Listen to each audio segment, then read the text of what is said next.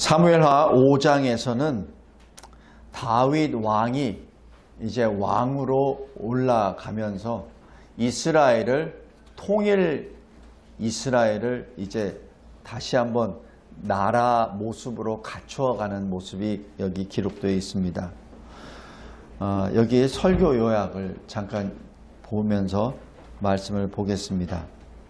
먼저 첫 번째, 이 이스보셋이 죽고 난 다음에, 이스라엘의 왕이 죽고 난 다음에 이스라엘의 모든 지파 이 대표들이 다윗에게로 나옵니다. 왜냐하면 다윗밖에 없다는 것을 인정하는 것이죠. 역대상 12장 23절부터 40절까지는 이렇게 기록합니다. 이스라엘의 모든 지파의 용사들이, 싸울 만한 장군들이 12만 명이 다윗에게 나옵니다. 그리고 3일 동안 다윗과 같이 먹고 마시며 잔치를 합니다. 실질적으로 거기서 이미 통일이 된 겁니다.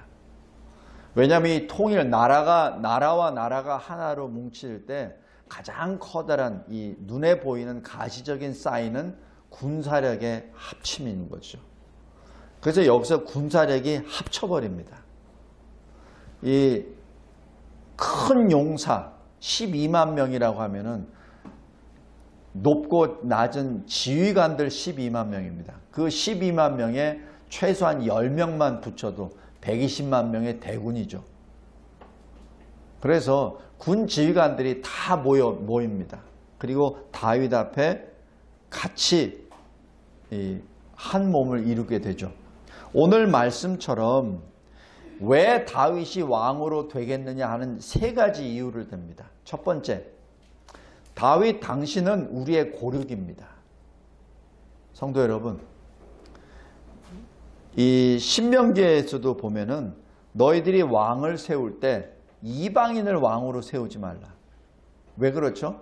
이방인은 하나님을 안 믿는 사람인데 그 당시에 재력이 있고 그 당시에 군사력이 강하다고 해가지고 그 사람을 왕으로 세워버리면 어떻게 됩니까? 이스라엘 자체가 이방 나라가 돼버립니다. 우리나라도 마찬가지예요.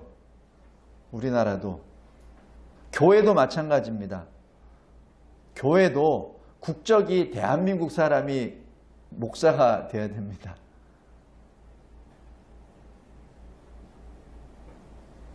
이승만 대통령 잘 보십시오. 부인은 미국 사람이에요. 그러나 자기는 끝까지 대한민국 국적을 지킵니다. 왜냐하면 대한민국을 세우기 위해서. 그게 그분의 정신입니다. 하물며 자기 국적을 다른 나라로 하면서 대한민국에 와서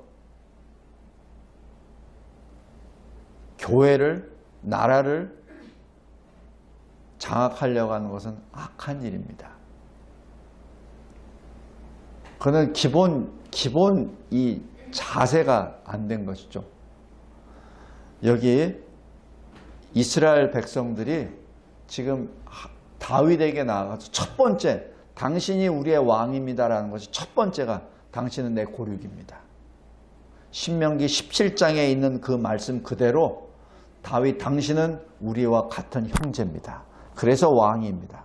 두 번째, 사울 왕 밑에 당신은 밑에 부하 장수로 있었지만은 그러나 실질적인 지도자였습니다. 그것이 여기 2절입니다. 전에 사울이 우리 왕이 있었을 때에도 이스라엘을 거느려 출입하게 하신 자, 왕입니다. 우리는 알고 있어요. 골리앗을 물리쳤을 때 다윗. 그리고 다윗이 가는 곳마다 전승했었던 그 전쟁터. 비록 당신은 왕이 아니었으나 그러나 실질적인 우리의 지도자였습니다. 우리는 압니다. 당신이 오랫동안 사울로부터 지명수배를 받고 쫓겨당했을 우리는 잘 압니다. 그러나 우리는 당신이 우리를 위하여 싸웠었던 그 모습을 기억하며 당신이 우리의 참된 지도자입니다. 라고 고백합니다. 그것이 두 번째 이유입니다. 세 번째 이유는 바로 2절 후반부입니다. 하나님이 당신을 세우셨습니다. 하나님이 당신을 이스라엘의 목자는 뭐죠? 먹이는 자, 돌보는 자, 그리고 지키는 자. 그죠? 주권자는 뭐죠? 하나님의 주권을 받은 하나님의 청직이라는 얘기죠. 이게 단어가 굉장히 시사하는 바가 큽니다. 목자가 만약에 자기 배를 채우기 위해서 양을 돌보지 않으면 그것은 목자가 아니죠. 그죠? 목자는 끝까지 자기 양을 지켜야 됩니다. 예수님이 뭐라고 하셨죠? 끝까지 지키되 양들을 위하여 내 생명을 내려놓느니라. 예수님이 하신 말씀입니다. 주권자는 뭐죠? 주권은 오직 하나님께만 있습니다. 그래서 하나님의 주권을 받은 자, 하나님의 통치권을 받은 자는 누구를 위하여 하죠? 하나님을 위하여. 그것이 왕의 직분입니다. 지금 여기 이 이스라엘의 대표들이 정확하게 보고 있어요. 바로 하나님이 당신을 이스라엘의 목자, 이스라엘의 주권자로 세우셨습니다. 그러므로 당신은 왕입니다. 지금 세 가지의 이유를 정확하게 듭니다. 성도 여러분, 이 정도 수준 되니까 무혈 통일이 된 겁니다. 만약에 이 정도 수준이 안 되면 계속 싸울 거예요. 그죠? 나는 사울파, 나는 다윗파 해가면서 계속 싸우고, 그 안에서도 지파별로도 또 싸우고, 지금 우리 대한민국 현재처럼 보수라고 하는데 그 안에서도 이러쿵 싸우고 저러쿵 싸우고, 뭐 이 말이 틀리네 저 말이 틀리네 서로 싸우고. 왜냐하면 민도가 낮아서 그렇습니다. 참 죄송한 얘기입니다. 우리나라 수준이 낮아서 그렇습니다. 수준이 왜 낮냐면은 이게 모자라서 그런 것이 아니라 신앙이 없어서 그런 거예요. 신앙이 없어서. 교회 수는 많은데 참된 그리스도인이 없으니까. 그러니까 하나님의 거룩도 모르고 하나님을 경외하는 지식도 없으니까 분별력이 없는 것이죠. 그러니까 이 사람이 큰 소리 쳐서 하면 워 하고, 저 사람이 뭐면 워 하고, 저 사람이 뭐면 예 하고. 여기 잘 보십시오. 이스라엘 그 엄청난 혼란 때 아닙니까? 그죠? 실권자 아브넬이 피살당하고 왕도 목이 잘라서 죽어버리고, 그 이스라엘은 완전히 공백입니다. 아무것도 없어요. 그러나 중심을 잡은 이스라엘의 대표들이 왜 다윗이 왕이 되어야 되는지를 세 가지로 정확히 분별합니다. 왜냐하면 신앙의 사람들이기 때문에 그렇습니다. 이스라엘 전체 백성들이 신앙의 사람이라고는 생각하지 않아요. 그러나 최소한 거기에 다윗 앞에 모였던 12만 명만은 분명히 하나님 앞에 제대로 신앙을 가진 사람입니다.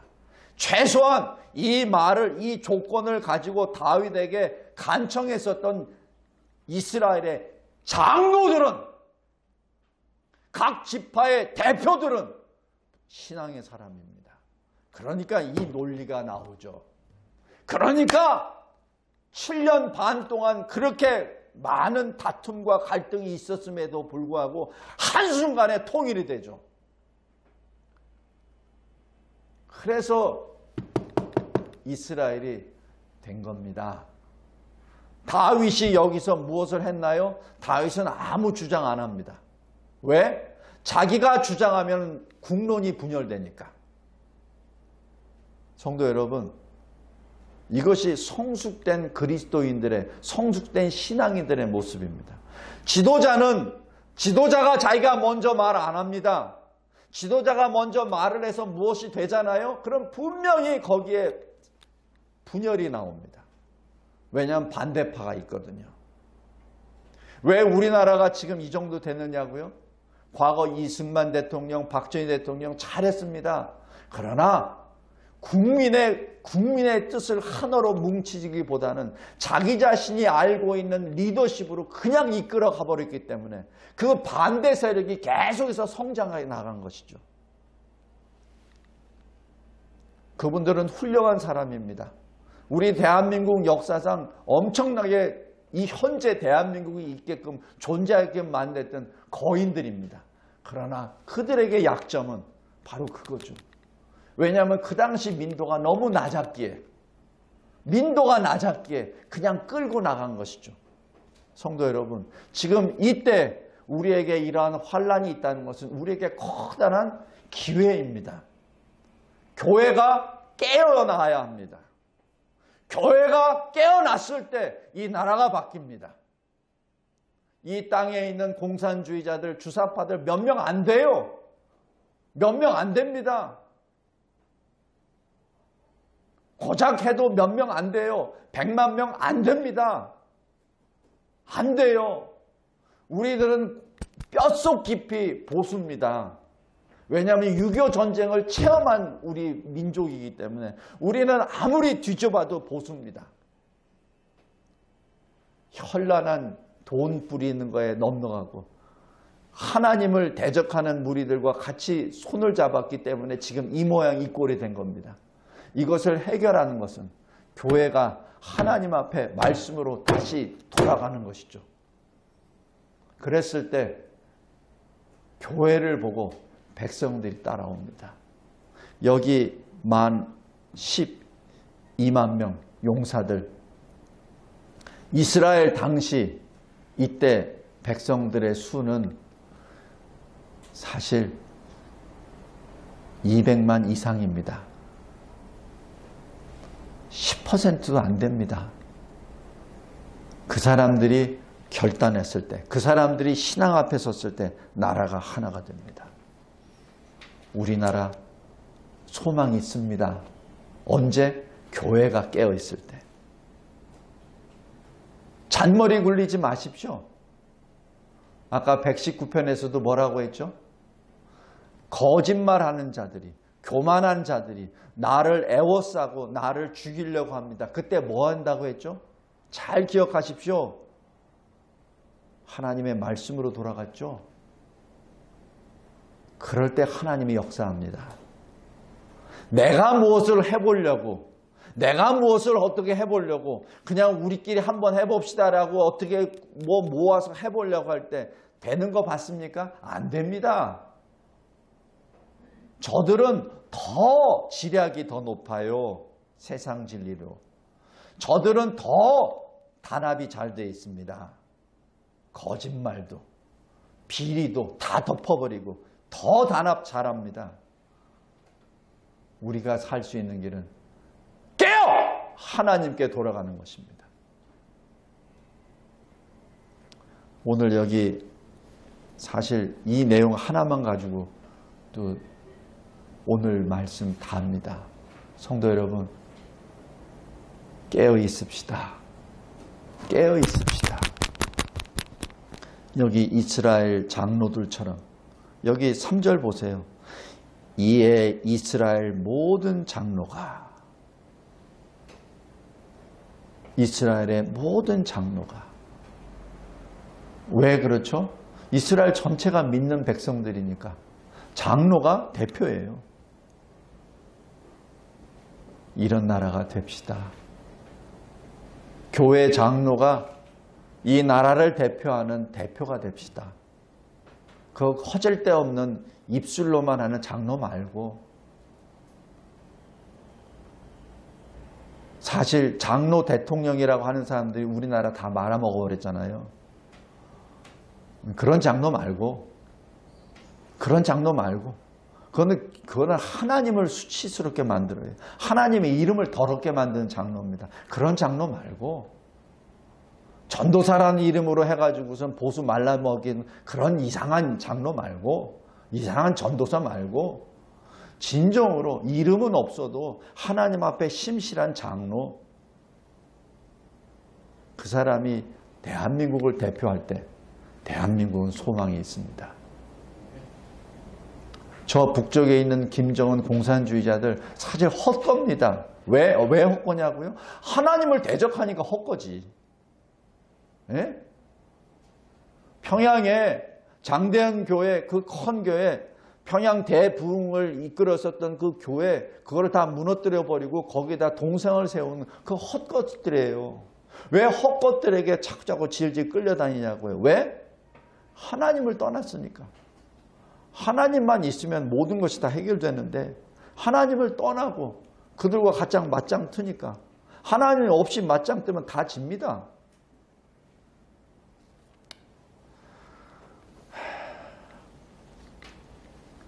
다음에 두 번째, 여기 6절에서부터 16절까지 쭉 보면은 다윗이 시온을 공격합니다. 그래서 여부스를 쫓아내고 거기서 시온성을 세우는데 그 이름이 다윗성입니다. 근데 여부스 족속이 원래 이 땅이 누구 땅으로 할 땅을 받았냐면 베냐민 지파예요. 근데 사사기에 보면은 베냐민 지파가 나중에 멸절당하고 남자 600명만 남습니다. 그건 제가 전에 사사기 설교할 때 했기 때문에 여기서 생략하겠습니다. 그래서 베냐민 지파가 굉장히 힘이 약해요. 그래서 그 지파이기 때문에 여부스 족속을 쫓아내지 못해요. 오히려 여부스 족속이 베냐민을 눌러버립니다. 그리고 그게 여부스의 땅이 돼버려요. 그것을 다윗이 정리해버립니다. 왜냐하면 예루살렘이 바로 하나님이 약속하신 그 성이었거든요. 예루살렘이 무슨 성인 줄 아세요? 우리 그 아브라함이 이삭을 번제 드렸을 때, 그죠? 이삭을 번제 드리니까 번제 드리려고 하는 그 순간에 천사가 오셔서 그 이삭을 살려내고 다시 순양을 해서 하나님이 순양을 가지고 예배드렸던 바로 그 장소. 그 장소가 이 장소입니다. 다윗이 나중에 왕이 돼서 범죄함으로 인하여 거기서 이 하나님 앞에 온역을 받아서 이스라엘 백성들이 수만 명이 막 죽어 넘어갔을 때 하나님 앞에 회개하고 그리고 타작마당에서 그 모든 것을 다 하고 거기서 하나님께 예배를 드린 그 장소. 성도 여러분, 바로 그곳이 예루살렘 성입니다. 그곳이 예수 그리스도께서 이삭 대신에 드려지는 그 양처럼 우리 대신 그 성에서 십자가 달려 죽으십니다. 지금 이 예수님의 이 행적은 과거 구약에서부터 나오는 거기에 엄청나게 많은 그 시사점과 그 예언을 지금 단번에 하나로 성취해 버리시죠. 그래서 다윗이 가장 먼저 이 예루살렘 성을 점령을 합니다. 그리고 예루살렘을 수도로 세우죠. 나라를 세워나갑니다. 그 다음에 17절부터 25절까지 보면은 블레셋과 두 차례에 대해서 전쟁을 합니다. 블레셋이 다윗이 왕이 됐다는 것을 보자마자 바로 17절 보십시오. 왕으로 다윗이 이스라엘 왕으로 삼았다함을 블레셋 사람들이 듣고 블레셋 사람들이 다윗을 찾으러 올라왔다라고 그러죠. 아주 목적이 딱 있습니다. 다윗을 찾으려고. 여기서 이 군사용어로 찾다는 얘기는 뭐죠? 다윗을 체포하러. 다윗을 체포하러. 블레셋이 온 겁니다. 블레셋이 온 것은 딴 거 아니에요. 너희들 우리 무서우면 다윗 내놔. 그 얘기입니다. 지금. 이스라엘을 무너뜨리기 위한 거 아니에요. 다윗 너. 사울 왕이 죽었듯이 너 다윗. 그러면 내가 이스라엘 손 안 댈게. 그 얘기입니다. 그럼 어떻게 되죠? 보통들 무서우니까 다윗 내보내죠. 그죠? 그겁니다. 지금 굉장히 이게 17절에 고도의 심리전입니다. 다윗 너 목표 하나 딱 하나. 그러자 다윗이 어떻게 하죠? 19절 가장 먼저 한 게 뭡니까? 하나님께 기도합니다. 사울은 어떻게 했습니까? 귀신 부르는 신접한 여인에게 쫓아갔고 그냥 안절부절 못했죠. 그리고 거드름하면서 왕관 쓰고 팔찌 끼고 그러고 나갔죠. 근데 다윗이 한 건 뭡니까? 가장 먼저 하나님께 19절 보십시오. 내가 블레셋 사람에게로 올라가리이까? 하나님 그들을 내 손에 주시겠습니까? 그 기도입니다. 기도의 사람입니다. 지금 다윗이 왕이 되면서 가장 빛을 발하는 것은 바로 이 장면입니다. 기도합니다. 하나님께 기도합니다. 그 블레셋 사람이 얼마나 있어요? 18절 보십시오. 이미 르바임 골짜기에 가득 찼습니다. 지금 과거 사울이 죽고 전패해서 지리멸렬했었던 것이 지금 7년 전 사건이에요. 그런다고 여기 이스라엘이 제대로 이 나라를 제대로 세웠습니까? 아니에요. 엉망진창이에요. 7년 전보다 더 나빠졌지. 실질적으로 보면은 그죠?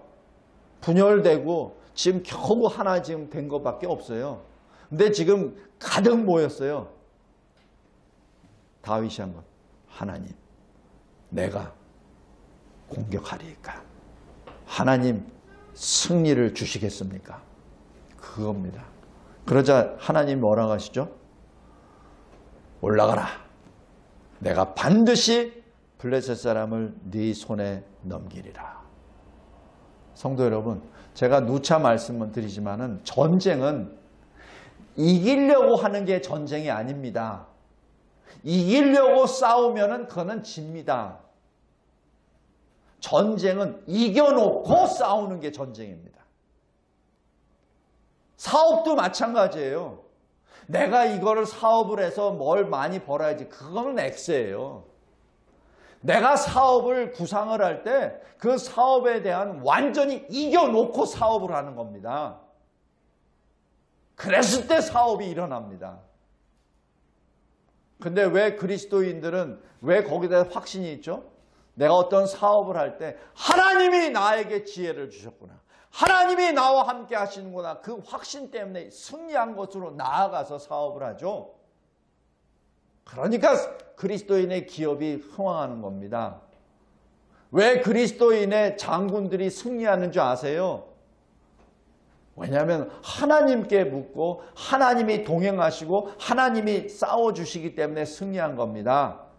내 생각으로 이거 하면 잘 되겠지. 저 사람이 잘했으니까 나도 이거 하면 잘 되겠지. 아닙니다. 시험도 마찬가지예요. 내가 열심히 공부하면 되겠지. 천만의 말씀. 천만의 말씀. 내가 이거 하면 합격이겠지. 천만의 말씀. 아닙니다. 하나님 앞에 먼저 기도할 때 하나님 나에게 이 시험을 합격하게 해주세요 라고 했을 때 기도로 내가 확답을 받았을 때 내가 합격된 것을 확인하고 내가 시험을 봤을 때 합격합니다. 이거는 내 주장이 아니라 내 간증입니다. 사업을 하든 시험을 보든 무슨 일을 하든 하나님께 먼저 묻고 하나님이 오케이 했을 때 나갔을 때 모든 것이 다 형통합니다.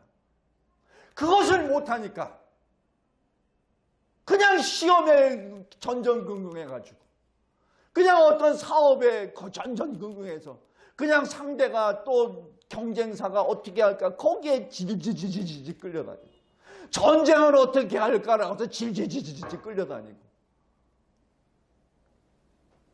저희 군인이었기 때문에 제가 압니다. 전쟁은 제대로 된 군인이라면 제대로 된 지휘관이라면 이 전쟁 시작 전에 압니다.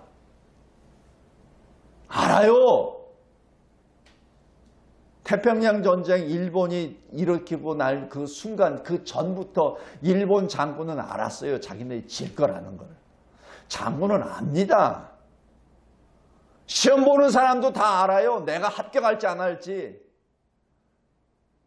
단지 거짓말해서 그렇지. 여기 다윗이 하는 걸 잘 보십시오. 가장 먼저 하나님께 기도합니다. 여기서 기도를 어떻게 했을까요? 그냥 여기서는 단순히 하나님 올라갈까요 말까요? 이렇게 했죠. 그러나 여기에는 이 고백이 있기 전에 다윗의 철저한 무너짐이 먼저 선행됩니다. 철저하게 무너집니다. 다윗의 에고가 완전히 없어져 버립니다. 왕이잖아요. 그래도 자기도 왕인데 어떻게 싸움 한번 안 해보고 그냥 적 앞에 하나님만 찾고 하나님 어떻게 할까요? 말까요? 이게 뭐죠? 나는 아무것도 아닙니다. 저는 능력도 없습니다. 저는 자신도 없습니다. 저는 힘도 없습니다. 저는 지략도 없습니다. 그러니 하나님이 말씀해 주세요. 하나님이 가라고 하시면 내가 가겠습니다. 그 얘기입니다. 20절에 다윗이 어떻게 했죠? 물리쳐버렸죠. 어떻게 물리쳤냐고요? 물을 흩음같이 그냥 가는 곳마다 그냥 막 흩어져 버립니다. 과거에 사울은 어떻게 했습니까? 그들로 인하여 완전히 패전됐죠. 그러나 오히려 역전입니다. 무기체계도 틀려요. 무기체계가 적들은 마차, 철막차, 철병거가 있는 것이고 칼도 있고 철기 칼이 있고 여기 이스라엘은 그게 없어요. 요새로 전쟁을 하면 적은 탱크가 있고 여기는 보병만 있어. 상대가 되나요? 안 되지. 적은 철로 내는 쇠로 문든 칼로 공격해. 여기는 그냥 구리로 해. 가디 부딪히면 구리 잘라져. 싸움이 안 돼. 전략상으로 보면은 숫자상으로 보면 이길 수가 없습니다.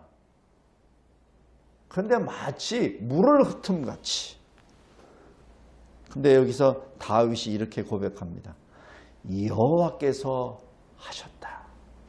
여호와께서 흩으셨다. 그래서 다윗이 뭐라고 하죠? 바알 브라심이라고 합니다. 브라심은 흩었다. 바알은 블레셋이 믿는 신입니다. 그래서 지금 블레셋이 믿는 신을 하나님이 흩어버리셨다. 지금 이게 뭐죠? 20절이 내가 한 게 아니야. 하나님이 하셨어. 라고 모든 영광을 하나님께 돌립니다. 22절 보십시오. 2차 전쟁입니다.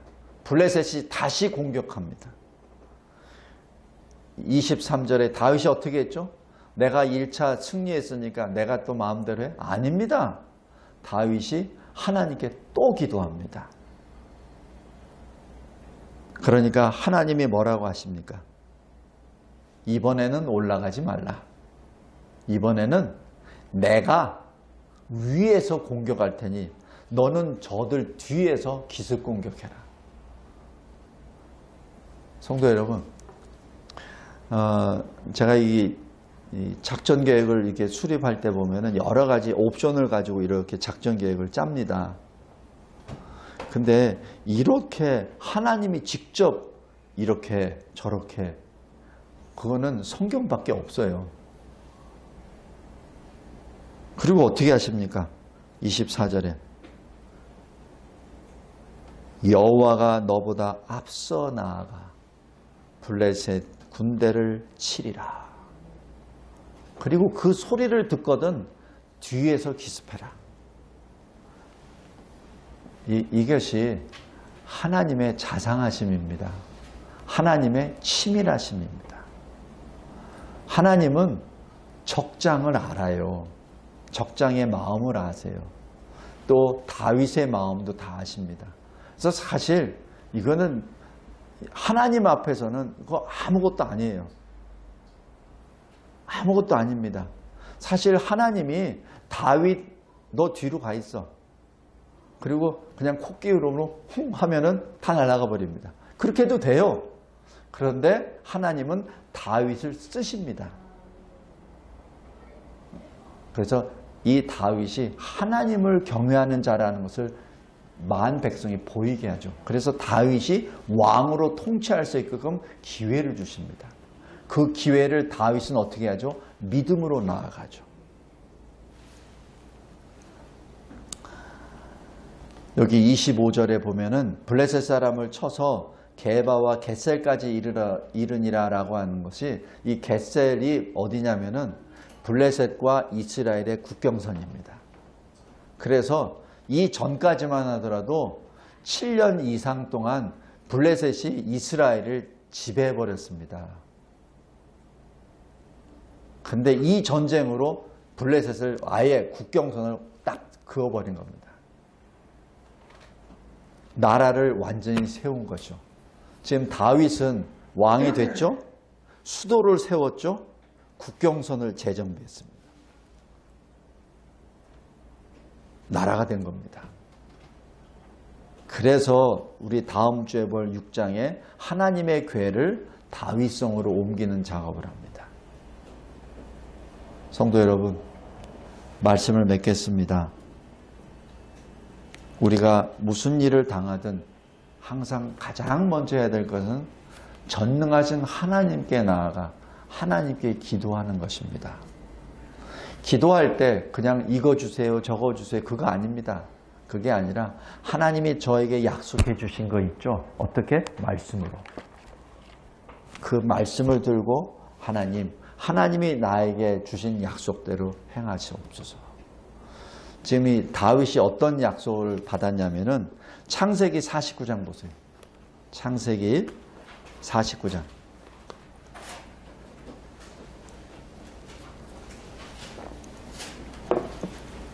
이스라엘의 원래 이름 야곱. 야곱이 죽기 전에 12아들에게 유언에 남겨놓았던 그 말씀 중에 유다에 대한 것이 있습니다. 49장 8절 보십시오. 제가 읽겠습니다. 하나님의 말씀입니다. 유다야, 너는 내 형제의 찬송이 될지라. 내 손이 내 원수의 목을 잡을 것이요 내 아버지의 아들들이 내 앞에 절하리로다. 바로 유다의 대표가 누구죠? 지금 다윗입니다. 9절 보십시오. 유다는 사자 새끼로다. 내 아들아, 너는 움킨 것을 찢고 올라갔도다. 그가 엎드리고 웅크림이 숫사자 같고 암사자 같으니 누가 그를 범할 수 있으랴. 제가 지난주에 잠깐 설명드렸죠. 사자들 100마리를 이끈 양 100마리를 이끄는 사자 한 마리. 지금 유다가 양들을 이끄는 사자가 된 것이죠. 유다가 바로 다윗입니다. 다윗이 사자가 되어 양들을 이끌고 지금 그들을 물리쳐버린 겁니다. 10절 보십시오.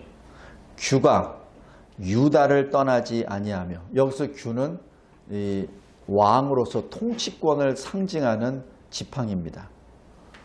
그러니까 이 통치권이 떠나지 않는다는 얘기죠. 그리고 그에게 모든 백성이 복종하리로다. 그리고 11절 12절에서는 포도나무가 너무 아주 많아서 그들에게 모든 풍요함이 넘칠 것이다 라고 표현을 합니다. 자, 다시 원문으로 돌아가겠습니다. 사무엘하 5장.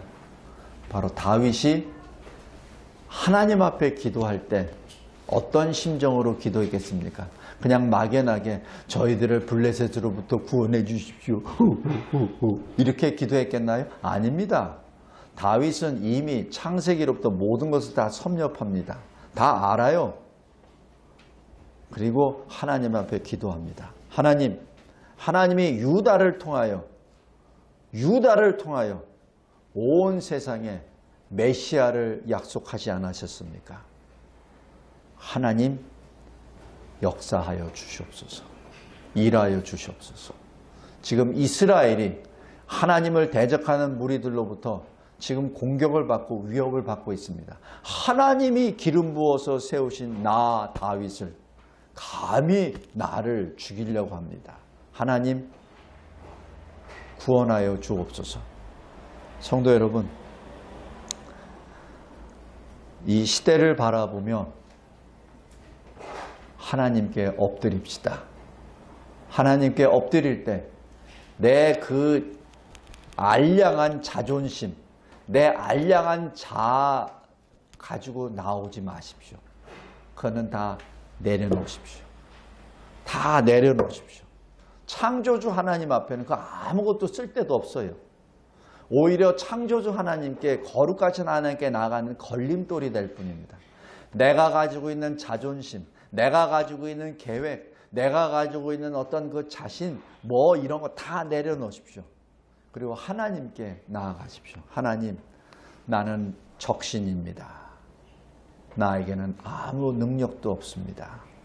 하나님이 내게 생명 주셨사오니 하나님이 나를 통하여 일하여 주시옵소서.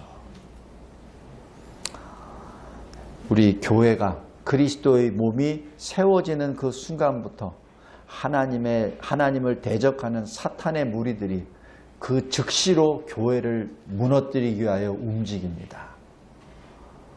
지금 우리 잘 보고 있잖아요. 교회가 어떻게 공격받고 있는지 잘 알고 있잖아요.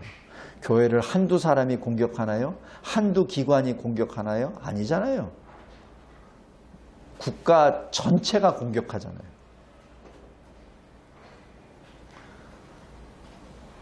여기 설교 요약 마지막 부분 보십시오. 성도 여러분, 그리스도의 몸인 교회가 세워지는 순간 어둠의 세력이 함께 계획하고 공격합니다. 시편 2편 1절입니다. 그러나 그들은 패망합니다.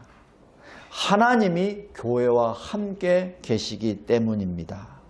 시편 8편 9절 10절입니다. 사탄이, 교회의 대적이 지면에 널리 퍼져 성도들의 진, 바로 교회죠. 사랑하시는 성, 교회죠. 교회를 포위하나 하늘에서 불이 내려와 그들을 태워버립니다. 요한계시록 20장 9절입니다. 그러므로 우리는 이 마지막 때 어떻게 살아야 됩니까?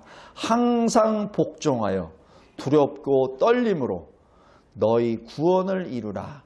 너희 안에서 행하시는 이는 하나님이시니 자기의 기쁘신 뜻을 위하여 너희에게 소원을 두고 행하게 하시니라. 빌립보서 2장 12절 13절입니다. 제 말 아닙니다. 하나님이 우리에게 주시는 기록된 특별 계시입니다. 성도 여러분, 여러분의 인생 가운데 어려움이 있습니까? 국가적인 환란이 있습니까? 기업에 어떤 어려움이 있습니까? 시험 보는데 어려움이 있습니까? 가장 먼저 하나님께 나아가십시오. 기도하겠습니다. 하나님 아버지, 감사하고 감사합니다. 오늘 사무엘하 5장을 통하여 성숙된 하나님의 백성들의 결단을 봅니다. 성숙한 다윗의 신앙을 봅니다. 그리고 성숙한 하나님의 사람들을 위하여 싸우시는 하나님을 봅니다.